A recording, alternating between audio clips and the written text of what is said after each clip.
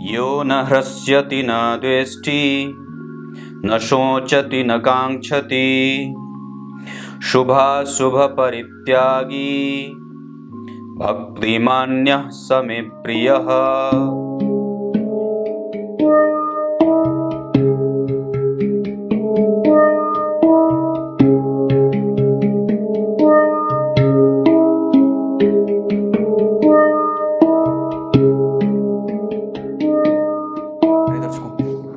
नमस्कार, एक बार फिर से उपस्थित हूं आप सबके सामने मंगलवार के बाद बुधवार के कार्यक्रम में।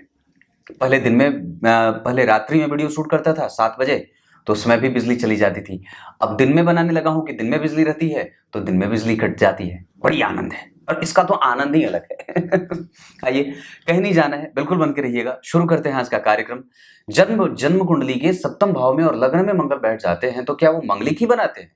क्या उनके पास मंगलिक बनाने के अतिरिक्त और भी कोई काम नहीं होता? इसी विषय पे चर्चा लेकर के उपस्थित हूं। लग्न में मंगल हूं और सप्तम में मंगल हूं। ध्यान से समझिएगा, मंगलिक दोष तब लगता है जब वो मंगल आपकी कुंडली में कारक न होते हों और उन पे किसी भी शुभ ग्रह की दृष्टि न पड़ती हो, या केंद्र में शनि और गुरु उपस्थित न हो, या फिर उस मंगल पे पापक ग्रह शनि राहु केतु की दृष्टि हो।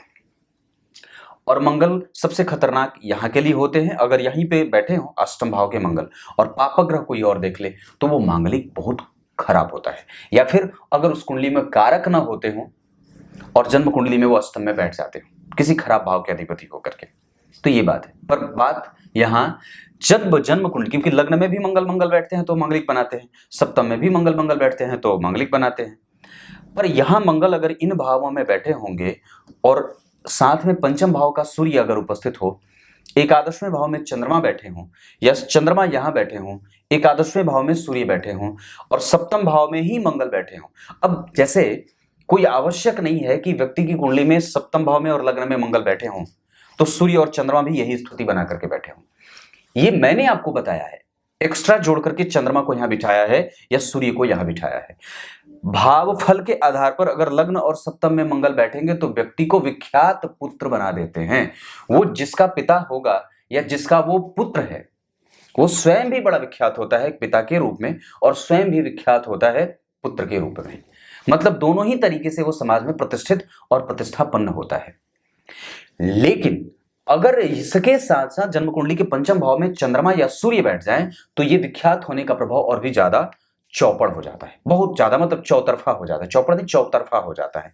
और वही स्थिति और भी ज्यादा तब मजबूत हो जाती है जब एकादशवें भाव में चंद्रमा हो जाते हैं। मतलब अगर ये दोनों बने तो व्यक्ति विख्यात होगा। अगर ये दोनों होने के साथ साथ पंचम भाव में सूर्य बैठ जाए तो और भी बढ़िया हो जाए, और ये दोनों होने के साथ साथ तीसरा ये और चौथा ये हो जाए तो कहना ही नहीं है। मतलब एकादशवें भाव के चंद्रमा और सप्तम लग्न के मंगल और पंचम के सूर्य बड़े अच्छे परिणाम करने वाले होते हैं। आपको इसमें किसी भी राशि को देखने की कोई आवश्यकता नहीं है, ये बस भाव ही ऐसा है। यहां पे मंगल और लग्न का बैठना, मंगल का बैठना, सप्तम में मंगल का बैठना, ये बड़ा अच्छा परिणाम दे जाता है। अपनी दशाओं में नहीं तो ऐसे भी व्यक्ति को विख्यात बना देता है, चाहे छोटे स्तर पे हो चाहे बड़े स्तर पे हो। छोटे स्तर पे होगा तो उसको लोग अच्छी चीजों के लिए जानेंगे, बुरी चीजों के लिए उसकी पहचान समाज में नहीं बनेगी। क्लियर है? आप अपनी कुंडली में भी अवश्य देख लीजिए कि आपकी कुंडली में ऐसे योग बने हैं, और अगर बने हैं तो ठीक है, आपको उस चीज को प्राप्त करने के लिए अपने मेहनत को बढ़ा देने की आवश्यकता है, जला देने की आवश्यकता है अपने आप को। मेहनत के लिए, छलाने के लिए नहीं बोल रहा, मेहनत के लिए। कुछ इसी तरीके से आज के कार्यक्रम का समापन करते हैं। आइए गीता जी के श्लोक का अर्थ बता देता हूं। गीता जी के 12वें अध्याय के 17वें श्लोक में भगवान ने बात कही है। क्या कही है?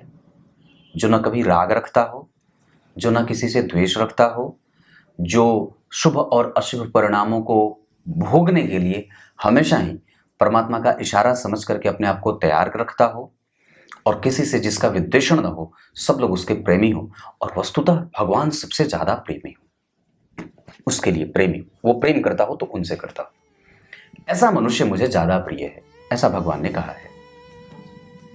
कुछ इसी तरीके से आज के कार्यक्रम का समापन करते हैं। आपके लिए सबसे ज्यादा प्रेमी कौन है? सवाल है, इसका उत्तर बता करके मुझे बताइएगा कमेंट में, कौन आपके लिए सबसे ज्यादा प्रेमी है। तब तक के लिए बहुत बहुत नमस्कार।